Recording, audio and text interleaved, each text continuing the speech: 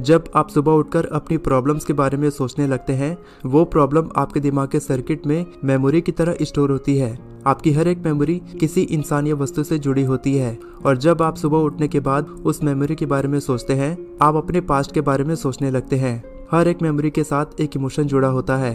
आपके पास्ट में जो कुछ भी आपके साथ हुआ था वो आपको इमोशंस के साथ याद रहता है और जैसे ही आप किसी प्रॉब्लम के बारे में सोचते हैं, उसी वक्त आप दुखी और उदास हो जाते हैं। इसीलिए जैसा आप सोचते हैं, जैसा आप महसूस करते हैं, उससे आपका स्टेट ऑफ बीइंग यानी आपकी यथास्थिति बनती है।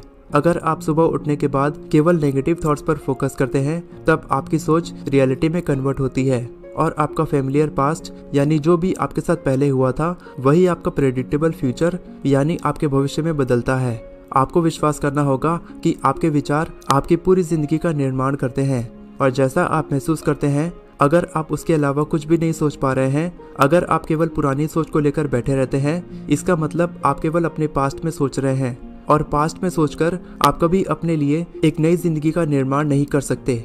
लोग सुबह उठते हैं, अपना मोबाइल फ़ोन पकड़कर व्हाट्सएप चेक करते हैं, मैसेजेस, ईमेल, फेसबुक चेक करते हैं, अपनी सेल्फी लेते हैं, उसे फेसबुक या इंस्टाग्राम पर पोस्ट करते हैं, फेसबुक और इंस्टाग्राम फीड को स्लाइड करते हैं और उन सब चीज़ों से कनेक्टेड महसूस करते हैं जो उन्हें पहले से पता है।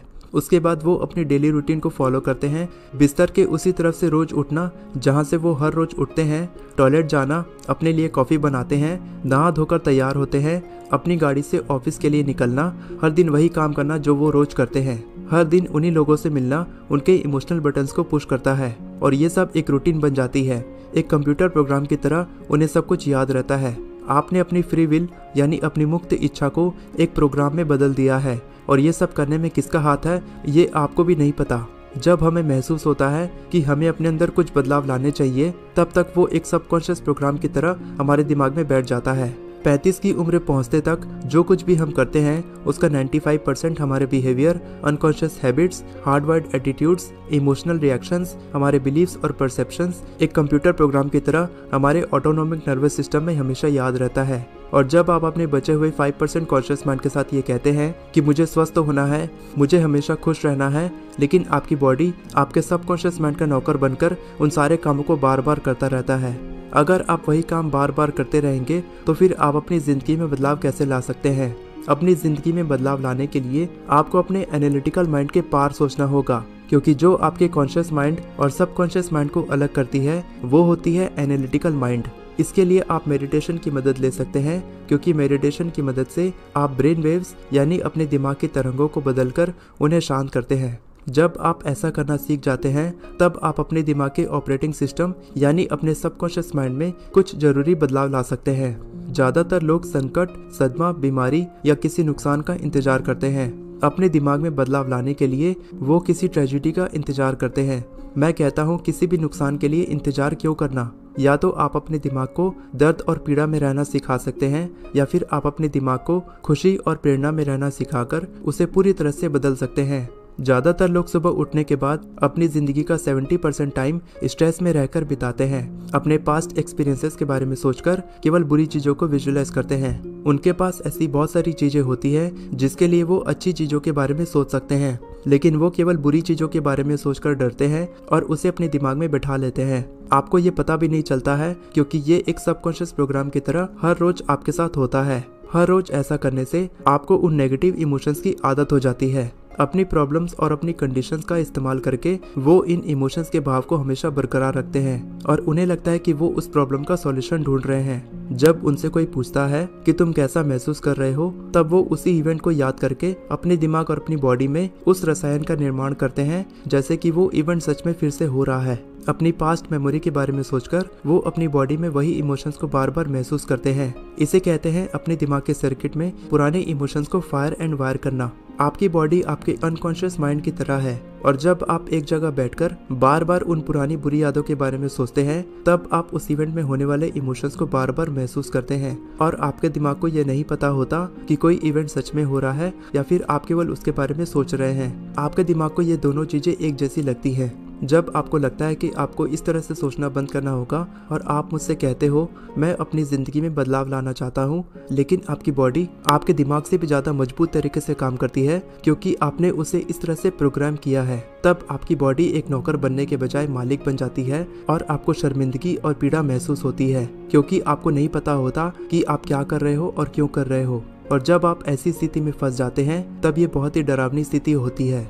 जब लोग मुझसे पूछते हैं मुझे नहीं पता कि मैं क्या कर रहा हूँ और ये सब क्यों कर रहा हूँ, मैं अपना भविष्य नहीं देख पा रहा हूँ, तब मैं उन्हें बताता हूँ आप जब चाहें तब अपने उज्जवल भविष्य का निर्माण कर सकते हैं। मैं उनसे पूछता हूँ हर दिन आपके दिमाग में किस तरह के थॉट्स आते हैं, हर रोज आपका बिहेवियर और एटीट्यूड किस तरह का रहता है। जब आप आंखें बंद करके किसी भी इवेंट के बारे में सोचकर उसे मेंटली रिहर्स यानी अपने दिमाग में पूर्वाभास करते हैं, तब आपके दिमाग को यह नहीं पता होता कि वो इवेंट सच में हो रहा है या फिर आप केवल उसके बारे में सोच रहे हैं। आप जिस भी इवेंट को अपने भविष्य में होता हुआ देखना चाहते हैं, आप उसके बारे में सोचकर उसे अपने सबकॉन्शियस माइंड में हार्डवायर कर सकते हैं और उसे विजुअलाइज कर सकते हैं कि वो इवेंट सच में हो रहा है। तब आपका दिमाग केवल अपने पास्ट को रिकॉर्ड न करके आपके फ्यूचर का रोड मैप बनाने लगता है, यानी आपका फ्यूचर दिखाने लगता है कि आप फ्यूचर में क्या करने वाले हो। जब आप हर दिन ऐसा करते हैं तब आपका हार्डवेयर सॉफ्टवेयर प्रोग्राम में बदलने लगता है और आप हर दिन खुशी और उत्साह को महसूस करते हैं। मुझे लगता है आप अपने फ्यूचर में क्या एक्सपीरियंस करना चाहते हैं उसे अपनी बॉडी को सिखाना और महसूस कराना सबसे ज़्यादा मुश्किल होता है। अब मैं आपको बताता हूँ कि हम अपने फ्यूचर को विजुअलाइज क्यों करते हैं। आप एम्पावर फील करने के लिए अपनी सक्सेस का वेट नहीं कर सकते, एबंडेंट फील करने के लिए धन दौलत का वेट नहीं कर सकते, प्यार को महसूस करने के लिए आप कोई नई रिलेशनशिप का वेट नहीं कर सकते, क्योंकि ये सब रियलिटी का ओल्ड मॉडल है जिसे हम कॉज एंड इफेक्ट कहते हैं। आप अपनी बाहरी दुनिया में बदलाव का इंतजार करके अपने अंदर किसी बदलाव को महसूस नहीं कर सकते। ज़्यादातर लोग अपनी पूरी जिंदगी अपने अंदर किसी कमी को महसूस करके बिताते हैं और चाहते हैं कि उनकी बाहरी दुनिया में कोई ऐसा बदलाव आए जो उनकी जिंदगी को बदलकर उन्हें अच्छा महसूस कराए। इसे कहते हैं न्यूटोनियन मॉडल। लेकिन quantum model of reality causing the effect के बारे में है। इसमें होता यह है कि जब आप एबंडेंट फील करते हैं, आप खुद को योग्य मानते हैं, आप सोचते हैं कि आपके पास बहुत सारे पैसे आ रहे हैं, ऐसा सोचकर जब आप अपने अंदर एक अदृश्य शक्ति को महसूस करते हैं, तब आप सफलता का एक कदम आगे बढ़ाते हैं। और जिस वक्त आप ऐसा महसूस करना शुरू करते हैं, तब आपके साथ सब कुछ अच्छा होने लगता है। आप खुद से प्यार करने लगते हैं, अपनी जिंदगी से प्यार करने लगते हैं और आप एक बेहतर जिंदगी का निर्माण करते हैं। इसे कहते हैं कॉजिंग एन इफेक्ट। मुझे लगता है कि हर किसी को अपनी जिंदगी में ऐसे बदलाव लाने चाहिए। कुछ लोग खुद को कमजोर महसूस करते हैं और कहते हैं मैं इस इंसान की वजह से या इस एक्सपीरियंस की वजह से इस तरह का इंसान बन चुका हूँ। जब आप ये सोचना बंद करके अपनी जिंदगी का क्रिएटर यानी रचनाकार बनते हैं और आप खुद से कहते हैं मेरी थिंकिंग और मेरे फीलिंग्स मेरी जिंदगी में अच्छे बदलाव ला रहे हैं, तब विक्टिम न बनकर आपको खुद पर विश्वास होने लगता है कि आप ही इस रियलिटी के क्रिएटर हैं। ज़्यादातर लोगों के दिमाग में जब कोई थॉट आता है तब उन्हें लगता है कि वो थॉट बिल्कुल सच है। मुझे लगता है कि जिस बात ने मेरी ज़िंदगी पूरी तरह से बदल दी वो ये है कि अगर हमारे दिमाग में कोई थॉट आता है तो ज़रूरी नहीं है कि वो थॉट बिल्कुल सच हो। हर दिन आपके दिमाग में 60,000 से लेकर 70,000 थॉट्स आते हैं और उनमें से 90% थॉट्स वो होते हैं जिन्हें आप पहले से जानते हैं, जिस पर आप विश्वास करते हैं कि वो आपके भविष्य से जुड़े हैं। और इस तरह से सोचकर आप अपनी ज़िंदगी में कोई बड़ा बदलाव नहीं ला सकते, क्योंकि सेम थॉट्स आपको सेम चॉइस देते हैं, सेम चॉइस आपका सेम बिहेवियर बनाते हैं और सेम बिहेवियर आपको सेम एक्सपीरियंस देते हैं और सेम एक्सपीरियंस बार बार आपके वही इमोशंस को ट्रिगर करते हैं। अगर आप अपनी ज़िंदगी में कोई बड़ा बदलाव लाना चाहते हैं तो हर रोज़ आपके दिमाग में जो थॉट्स आते हैं, जैसा आप महसूस करते हैं, जो काम आप करते हैं, उन सब के लिए आपको कॉन्शियस यानी सचेत होना चाहिए। इस प्रोसेस को कहते हैं मेटाकॉग्निशन। मेटाकॉग्निशन इतना इम्पोर्टेंट क्यों है? क्योंकि जितना ज़्यादा आप अपने सबकॉन्शियस माइंड और अपनी बॉडी को लेकर कॉन्शियस होते हैं, उतना ही ज़्यादा आप अवेयर होते हैं और आपको पता होता है कि आपके दिमाग में हर दिन किस तरह के थॉट्स आते हैं। आप उन थॉट्स के प्रति अटेंटिव होते हो, आप खुद को समझने लगते हो और ऐसा करने के लिए आपको हर दिन मेडिटेशन प्रैक्टिस करनी चाहिए। जब आप अपने थॉट्स, अपने बिहेवियर और अपने इमोशंस के बारे में जानने लगते हैं, तब आप पुराने इमोशंस को बदलकर अपने दिमाग में नए इमोशंस और नए थॉट्स को हार्डवायर करते हैं, यानी उन्हें अपने दिमाग में बिठाते हैं। जब आप हर रोज ऐसा करते हैं तब आप उन थॉट्स को अच्छे से समझते हैं और ऐसा करके आप नेगेटिव सोचना बंद कर सकते हैं। ये एक नए गार्डन को बनाने के जैसा है। अगर आप नए प्लांट्स को अपने गार्डन में लगाना चाहते हैं तो आपको पुराने प्लांट्स को वहाँ से हटाना होगा। गार्डन के पत्थर आपके नेगेटिव इमोशंस की तरह हैं, जिन्हें आपको हटाकर वहाँ की मिट्टी को पॉजिटिव इमोशंस के साथ सींचकर नए प्लांट्स को लगाने की तैयारी करनी है। जब हम अनकंफर्टेबल स्थिति में होते हैं तब हम अपने बारे में और बाकी लोगों के बारे में अच्छे से समझ पाते हैं, और इस अनकंफर्टेबल स्थिति में आपके दिमाग में पुराने इवेंट्स आने लगते हैं। ऐसा इसीलिए होता है क्योंकि वो इंसान अपने प्रेजेंट मोमेंट यानी अपनी वर्तमान स्थिति में रहना नहीं चाहता, उसके बारे में कॉन्शियस होकर सोचना नहीं चाहता। और जब आप फ्यूचर प्लानिंग नहीं करते हैं, आपको कोई विजन नहीं होता है, तब आपके पास सोचने के लिए केवल पुरानी यादें होती हैं, और वही यादें आपकी जिंदगी का निर्माण करती हैं। आप सुबह उठकर हर दिन उन्हीं लोगों से मिलते हैं, हर दिन एक ही समय पर एक जैसा काम करते हैं, तब आपकी पर्सनैलिटी आपकी पर्सनल रियलिटी का निर्माण न करके आपकी पर्सनल रियलिटी आपकी पर्सनैलिटी का निर्माण करती है।